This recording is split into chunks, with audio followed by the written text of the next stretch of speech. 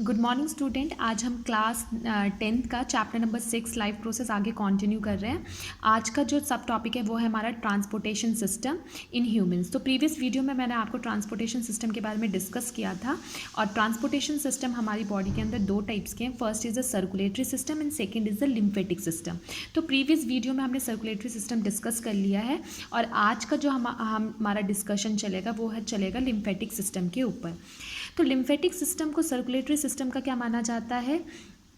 Proper तरीके से basic चीज़ें बोला जाता है। क्या बोला जाता है? बेसिक चीज़, सपोर्ट, एक तरीके से बेसिक सपोर्ट। ठीक है। लिम्फेटिक सिस्टम है तो वो हमेशा क्या है, सर्कुलेटरी सिस्टम जो है वो किसके ऊपर डिपेंड करता है? हमेशा लिम्फेटिक सिस्टम के, क्योंकि वो उसका क्या होता है, सपोर्टिव रोल प्ले करता है। क्या करता है? Supportive role. जिस तरीके से आपकी फैमिली में आपको सपोर्ट करने के लिए आपके फादर और मदर सपोर्ट करते हैं, इसी तरीके से सर्कुलेटरी सिस्टम को सपोर्ट करने के लिए कौन सा सिस्टम बना हुआ है? Lymphatic system. जब हम सर्कुलेटरी सिस्टम की बात करते हैं तो आपने सर्कुलेटरी सिस्टम में ब्लड वेसल्स और हार्ट के बारे में डिस्कस किया था। और जब हम लिम्फेटिक सिस्टम की बात करते हैं तो लिम्फेटिक सिस्टम में भी हम तीन चीज़ों के बारे में डिस्कस करेंगे, लिम्फ वेसल्स और लिम्फेटिक ऑर्गन्स। तो मैं एक वर्ड आपको बता देती हूँ, लिम्फेटिक सिस्टम से ही हमारे माइंड में आ रहा है कि लिम्फेटिक सिस्टम के अंदर हम लिम्फ के बारे में स्टडी करेंगे। अब आपके माइंड में ये आता है कि लिम्फ होता क्या है, यही चीज़ हमारे माइंड में घूमता है कि लिम्फ है क्या। आपको मैं ये क्लियर कर दूं कि जो लिम्फ होता है वो क्या है, एक येलोइश कलर का फ्लूइड, एक येलोइश कलर का मतलब लाइट येलो कलर का फ्लूइड होता है जो कि ब्लड क्या कंटेन करता है? Blood plasma. और उस ब्लड प्लाज्मा के अंदर WBC होता है पर वहाँ पर RBC प्रेजेंट नहीं होता, रेड ब्लड सेल्स प्रेजेंट नहीं होता। तो इसलिए हम क्या करते हैं, लिम्फ को किसका नाम देते हैं? टिश्यू फ्लूइड का। किसका नाम देते हैं? टिश्यू फ्लूइड का। तो ये अभी मैं जब डिस्कशन करूँ तो आपको समझ में आ जाना चाहिए, इसलिए मैंने पहले ही डिस्कस कर दिया कि लिम्फ क्या है, एक आपका येलोइश कलर का फ्लूइड होगा जो कि ब्लड प्लाज्मा कंटेन करता है और उसमें WBC होता है पर वहाँ पर RBC प्रेजेंट नहीं होता। इसलिए लिम्फ का दूसरा नाम क्या होता है? टिश्यू फ्लूइड का नाम दिया जाता है। जब आप ब्लड की बात करते हो, किसकी बात करते हैं? जब हम ब्लड की बात करते हैं तो हम ये बोलते हैं कि ब्लड जो है वो क्या है? कनेक्टिव टिश्यू है। ब्लड के अंदर आपने एक पार्ट पढ़ा कि प्लाज्मा है। तो प्लाज्मा क्या है? तो the liquid part of blood, जो ब्लड का लिक्विड पार्ट होता है उसको हम किसका नाम देते हैं? प्लाज्मा का नाम देते हैं। और प्लाज्मा क्या होता है? कलरलेस लिक्विड होता है। और जब ये कलरलेस लिक्विड होता है तो इसमें क्या होता है, डिफरेंट टाइप के इंग्रेडिएंट्स, मतलब डिफरेंट टाइप के सब्सटेंस क्या होते हैं इसमें डिजॉल्व होते हैं, किसके साथ?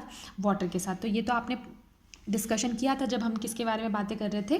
प्लाज्मा के बारे में। तो वही चीज़ यहाँ पर रिकॉल कर रहे हैं, रिकॉल की है मैंने आपको। तो अब आपको मेरे हिसाब से क्लियर हो गया होगा कि लिम्फ किसे कहते हैं।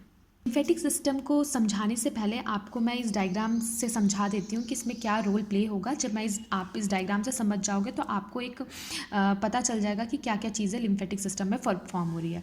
तो आपने जब हमने ब्लड वेसल्स के बारे में पढ़ा था तो आपने तीन टाइप के ब्लड वेसल्स के बारे में पढ़ा था, एक आर्टरीज, दूसरा वेन्स और तीसरा कैपलरीज। तो जब हम आर्टरीज की बात करते हैं तो आपने पढ़ा था कि आर्टरीज जो होती है वो थिक वॉल्ड होती है। क्यों होती है थिक वॉल्ड? इसलिए होती है क्योंकि ब्लड का प्रेशर क्या होता है, हार्ट से क्या होता है, ज़्यादा स्पीड में आ रहा होता है, इसलिए आर्टरीज क्या होती है, थिक वॉल्ड। और आर्टरीज हमेशा कौन से ब्लड को कैरी करती है? Oxygenated blood. और ऑक्सीजनेटेड ब्लड का मतलब क्या होता है? जिसमें क्या ऑक्सीजन की क्वांटिटी क्या होती है? ज़्यादा। उसे हम किसका नाम देते हैं? Oxygenated blood. तो ये जब आप डायग्राम बनाओ तो प्लीज़ इसको कौन से कलर से रिप्रेजेंट करो? रेड कलर से, जिससे आपको याद रहेगी कि कौन सा ब्लड को कैरी कर रही है? ऑक्सीजनेटेड ब्लड को। और जब आप वेन्स की बात करते हो तो वेन्स में आपने पढ़ा था कि वेन्स जो है वो डीऑक्सीजनेटेड ब्लड कैरी करती है और उसके अंदर सबसे ज़्यादा क्वांटिटी किसकी प्रेजेंट होती है? कार्बन डाइऑक्साइड की। अब एक वर्ड आता है हमारे माइंड में, कैपलरीज।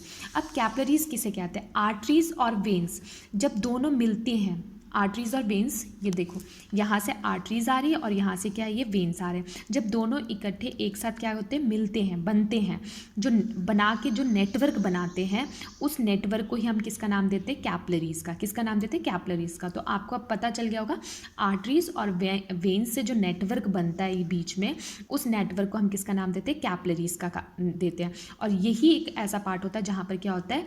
गैस एक्सचेंज होता है, जहाँ पर O2 और CO2 का क्या होता है? एक्सचेंज होता दिखाई देगा। अब यहाँ पर जब हम आर्टरीज़ की बात करते हैं तो आर्टरीज़ यहाँ पर आप देख रहे हैं एक पाइप आ रही है। अब जब वो हाई प्रेशर में आ रही है तो इसका काम है कि वो हर क्या नाम है, कैपलरीज तक पहुँचना। तो ये अपने पाइप्स को क्या करेगी? छोटे छोटा क्या करेगी? डिवीज़न कर देगी। ठीक है, छोटे छोटे डिवीज़न में आर्टरीज क्या हो जाएगी? डिवाइड हो जाएगी। ये जो छोटे छोटे पाइप्स अपने आप को जो डिवाइड करेगी उसे हम किसका नाम देते हैं? आर्टरीरोल्स। क्या कहते हैं उसको? आर्टरीरोल्स। क्या कहते हैं? आर्ट्रियोल्स। मैं आपको लिख के भी दे देती हूँ, आर्ट्रियोल्स, ARTERIOLES, आर्ट्रियोल्स कहते हैं, ठीक है। और इसी तरीके से कैपलरीज के यहाँ पर वेन्स के भी छोटे छोटे ब्रांचेज होते हैं जो कैपलरीज के अंदर होते हैं, और वेन्स के जो छोटे छोटे ब्रांचेज हैं उसको आप किसका नाम, उसको हम किसका नाम देते हैं, उसको किसका नाम देते हैं? वेन्यूल्स का। किसका नाम देते हैं? वेन्यूल्स का। अब क्लियर हो गया होगा। आर्टरीज की जब छोटी छोटी ब्रांचेस डिवाइड होंगी तो उसको आप किसका नाम दोगे? आर्ट्रियोल्स का दोगे, और जो यहाँ वेन्स की डिवाइड हो रही हैं उसको वेन्यूल्स कहा जाता है। यहाँ तक क्लियर हो गया अब आपको। अब आपको पता है कि कैपलरीज के अंदर ये जो कैपलरीज है, ये कैपलरीज के अंदर छोटे छोटे क्या होते हैं? पोर्स होते हैं। पोर्स का मतलब होल्स होते हैं। क्या होते हैं? होल्स।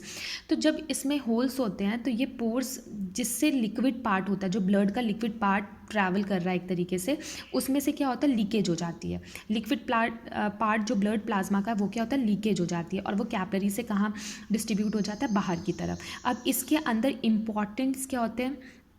न्यूट्रिएंट्स होते हैं एक तरीके से। यहाँ पर आपके इंपॉर्टेंट चीज़ क्या है? प्रोटीन है, उसके बाद WBC है, RBC, ये सब चीज़ें यहाँ पर हैं। और जो कैपलरीज़ की जो कैपलरीज़ होती हैं उसके जो वेसल्स होते हैं उसके अंदर जो होल्स होते हैं वो काफ़ी छोटे छोटे होते हैं। तो इसका मतलब ये धीरे धीरे क्या करते हैं? 90% क्या कंटेन कर लेते हैं? पूरा का पूरा एब्जॉर्ब कर लेते हैं एक तरीके से, मतलब ऊपर उठा लेते हैं। और बाकी जो रेस्ट ऑफ जो बड़े बड़े पीसेज होते हैं प्रोटीन कंपोनेंट्स के या WBC के, वो इसे नहीं कैरी कर पाते। तो ये उसे क्या करते हैं? वहीं पर छोड़ देते हैं, ये बाहर ही रह जाता है, ठीक है। क्योंकि उसका जो वेसल्स है आपको याद होना चाहिए, क्योंकि उस जो कैपलरीज जो है यहाँ पर उसके जो होल्स हैं वो क्या है? छोटे, तो वो बड़े बड़े प्रोटीन पार्टिकल्स को कैरी नहीं कर पाते। तो इसी के लिए जो सिस्टम हमारे पास है वो कौन सा? Lymphatic system. तो मैंने अभी आपको डिस्कस भी किया था कि डिस्कस किया था ना, लिम्फ क्या होता है? येलोइश कलर होता है फ्लूइड का, जिसे हम टिश्यू फ्लूइड भी कहते हैं। और उसमें बड़े बड़े क्या होते हैं? बिग पार्टिकल्स किसके प्रेजेंट होते हैं? प्रोटीन के, ठीक है। और साथ में क्या होता है? WBC। तो प्रीवियस वीडियो में भी मैंने आपको बताया था WBC का दूसरा नाम क्या होता है? लिम्फोसाइट्स। तो ये क्या करते हैं? यहाँ के जो लिम्फोसाइट्स होते हैं, अब यहाँ पर लिम्फ की छोटी छोटी क्या होती है? क्या नाम है? छोटी छोटी क्या होती है? कैपलरीज यहाँ पर अटैच होती है, कैपलरीज। ये उसे क्या करती है? कैरी कर लेती हैं। किसको? क्योंकि इनके जो होल्स होते हैं वो क्या होते हैं? ब्लड वेसल्स के होल से क्या होते हैं? बड़े होते हैं। क्या होते हैं? बड़े, जिसकी वजह से इसमें WBC और प्रोटीन के बिग कंपोनेंट्स क्या करते हैं? ये ले लेते हैं। क्योंकि ये चीज़ हमारी बॉडी के लिए क्या है? इंपॉर्टेंट। क्योंकि आपको पता है कि WBC हमारी बॉडी के लिए क्या करता है? वो फाइट करता है जर्म से, प्रोटेक्शन प्रोवाइड करता है। अगर मान लो ये चीज़ नहीं पहुंचेगी तो क्या हमारे वायरस है या बैक्टीरिया, क्या हम उससे प्रॉपर तरीके से प्रिवेंट हो पाएंगे? नहीं। तो इसलिए ये क्या करेगा? लिम्फ वेसल्स बोलिए, लिम्फ कैपलरीज, जो छोटी छोटी लिम्फ कैपलरीज है उसे वो क्या करेगा? कैरी कर लेगा। और कैरी करने के बाद अब वो कहाँ पर देगा? बड़ी बड़ी पाइप्स के पास। और जो ये बड़ी बड़ी पाइप्स आप देख रहे हैं उसे हम किसका नाम देते हैं? लार्ज वेसल्स का, जिसको हम किसका नाम देंगे? Lymphatic vessels. क्या कहेंगे? लिम्फेटिक। अब वो लिम्फ कैपलरीज उसे कैरी करके कहाँ पर भेजता है?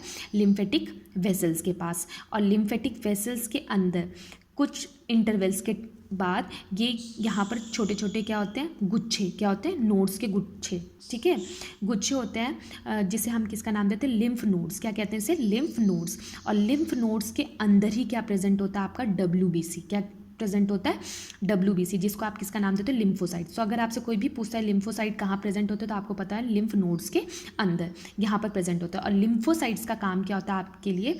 प्रोटेक्शन करना, और दूसरा लिम्फ को क्या करना? क्लीन करना। अब लिम्फ आपको पता चल गया कि येलोइश कलर का फ्लूइड है जिसके अंदर क्या होता है? WBC होता है और प्रोटीन के कंपोनेंट्स होते हैं, वहाँ पर RBC प्रेजेंट नहीं होता। यहाँ से कैरी कर लिया। अब आपके माइंड में आएगा कि ये जो लिम्फ कैपलरीज है, लिम्फ कैपलरीज क्या है? तो मैंने अभी आपको बताया कि लिम्फ कैपलरीज जो है उसके पोर्स क्या होते हैं? बड़े होते हैं, जिसके वजह से किसके कंपैरिजन में? ब्लड कैपलरीज के, जो ऊपर ब्लड कैपलरीज है उसके कंपैरिजन में क्या है? ये बड़े हैं, जिसके वजह से उसने क्या किया? प्रोटीन के कंपोनेंट्स को और WBC को क्या किया? ले लिया अपने साथ। और ये हमेशा क्लोज्ड एंडेड होते हैं। कैसे होते हैं? Closed ended. ये ओपन एंडेड होते हैं, पर ये कौन से होते हैं? हमेशा क्लोज्ड एंडेड। क्लोज्ड एंडेड इसलिए होते हैं क्योंकि बस इनका जो फ्लो होता है वो एक ही डायरेक्शन में होता है। वो आर्टरीज के पास नहीं जाएगा, वो हमेशा किसके पास भेजेगा? उसे वेन्स के पास ही भेजेगा। इसलिए ये क्या होता है? हमेशा क्लोज्ड एंडेड होते हैं और वो हमेशा एक ही वे में क्या करते हैं? ट्रैवल करते हैं। अब ये क्या करेगा? यहाँ से कलेक्ट करेगा किसको? लिम्फ को। किसको कलेक्ट करेगा? लिम्फ को। अब वो लिम्फ को कलेक्ट करने के बाद कहाँ भेजेगा? लिम्फ वेसल्स के पास, जो मैंने आपको डिस्कस किया, लिम्फ वेसल्स। और लिम्फ वेसल से एक बड़ी नली के पास वो पहुँचेगा। कहाँ पर पहुँचेगा? एक बड़ी नली के पास पहुँचेगा, जिसका नाम नाम क्या है, सब क्लेवियन वेन्स, क्या कहते हैं उसको, सब क्लेवियन वेन्स। और वहाँ पर सब क्लेवियन वेन्स उसे लेगा, लेने के बाद वो जो भी आपका WBC और प्रोटीन था वो सीधा कहाँ पर भी दे देगा उसे अब हार्ट के अंदर। जिस तरीके से ब्लड हार्ट के अंदर पहुँचे, इसी तरीके से ये फ्लूइड भी कहाँ पर पहुँच जाएगा अब हार्ट के अंदर। और अब वहाँ पर क्या होगा, प्यूरिफिकेशन होगा। Lymph nodes glands are found in lymph, और लिम्फ नोड्स हमेशा किस में प्रेजेंट होता है, लिम्फ वेसल्स के अंदर, इंटरवल्स के अंदर।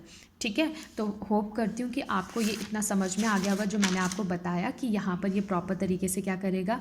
फिर से एक बार रिपीट करते, तो आर्ट्रियोल्स है, उसकी छोटी छोटी ब्रांचेज है, प्लाज्मा जो है लीकेज हो जाता है, जब उसका लीकेज हो जाता है तो इसमें बिग प्रोटीन्स पार्टिकल्स भी प्रेजेंट होते हैं, WBC भी होता है, RBC। बाकी जो ब्लड कैपलरीज होते हैं उसके पोर्स बहुत छोटे छोटे होते हैं, जिसकी वजह से वो बाकी सब 90% क्या करता है, वो कैरी आउट कर लेता है, पर रेस्ट ऑफ 10% वो कैरी नहीं कर पाता, क्योंकि उसके जो कैपलरीज के होल्स होते हैं वो छोटे होते हैं और बाकी जो पार्टिकल्स बाहर रह जाते हैं वो कैसे होते हैं, बड़े होते हैं। तो इसी के लिए वहाँ पर कौन काम करता है, हमारा लिम्फेटिक सिस्टम काम करता है। और लिम्फ का जो फ्लूइड होता है अब वो क्या करेगा, लिम्फ कैपलरीज के द्वारा, क्योंकि इसके पोर्स ब्लड कैपलरीज के कंपेरिजन में बड़े होंगे, तो ये सिर्फ ले लेगा। लेने के बाद ये जो इसके नेटवर्क्स होते हैं वो हमेशा क्लोज्ड एंडेड होते हैं, एक डायरेक्शन में फ्लो करेगा। अब ये लिम्फ कहाँ से जाएगा, लिम्फ कैपलरीज लेगी, और लिम्फ कैपलरीज उसे कहाँ पर भेजेगी, लार्ज वेसल्स के पास, जिसे हम लिम्फेटिक वेसल्स कहेंगे। और लिम्फेटिक वेसल्स के अंदर, लिम्फेटिक वेसल्स के पास जैसे ही पहुँचेगा तो वहाँ नोड्स प्रेजेंट होंगे, गुच्छे प्रेजेंट होंगे। उस नोड्स के अंदर क्या होगा, लिम्फोसाइट्स होगा, जिसे हम WBC कहते हैं। और फिर उसके बाद वो क्या करेगा, बड़े वाले के पास भेजेगा, और वो कहाँ पर पहुँचेगा, वेन्स के पास, और वेन्स उसे लेगा और कहाँ पर भेजेगा, आपके हार्ट के पास। और हार्ट के पास जाने के बाद वहाँ पर वो सब चीज़ें क्या होगी, प्यूरिफाई होगी। इसी सिस्टम को हम किसका नाम देते हैं, लिम्फेटिक सिस्टम का। अब जो बोर्ड में इम्पॉर्टेंट क्वेश्चन आता है, वो बोर्ड में इम्पॉर्टेंट क्वेश्चन ये आता है, what is the function of lymphatic system, कि लिम्फेटिक सिस्टम का इम्पॉर्टेंट फंक्शन क्या होता है। तो ये आपको पता होना चाहिए, बहुत इंपॉर्टेंट है। लिम्फेटिक सिस्टम का फंक्शन मैं आपको बता देती हूँ। Lymph carry digested and absorb fat, lymph का काम होता है डाइजेस्टेड और एब्जॉर्ब फैट को क्या करना है, इंटेस्टाइन से लेना, और drain access fluid from the extra cellular space. और अगर एक्सेस फ्लूइड आता है तो वो ब्लड में से उसे क्या करना, वापस भेजना। दूसरा ये क्या करता है, हमारी बॉडी के अंदर फ्लूइड को मेंटेन करता है। तीसरा ये हमें क्या करता है, प्रोटेक्ट करता है, किससे, जर्म से। और इट सप्लाई मैच्योर लिम्फोसाइट्स, और ये हमें क्या प्रोवाइड करता है, मैच्योर लिम्फोसाइट। लिम्फोसाइट का मतलब WBC, जो मैच्योर लिम्फोसाइट WBC ब्लड को प्रोवाइड करता है वो कौन करता है, हमारा लिम्फेटिक सिस्टम।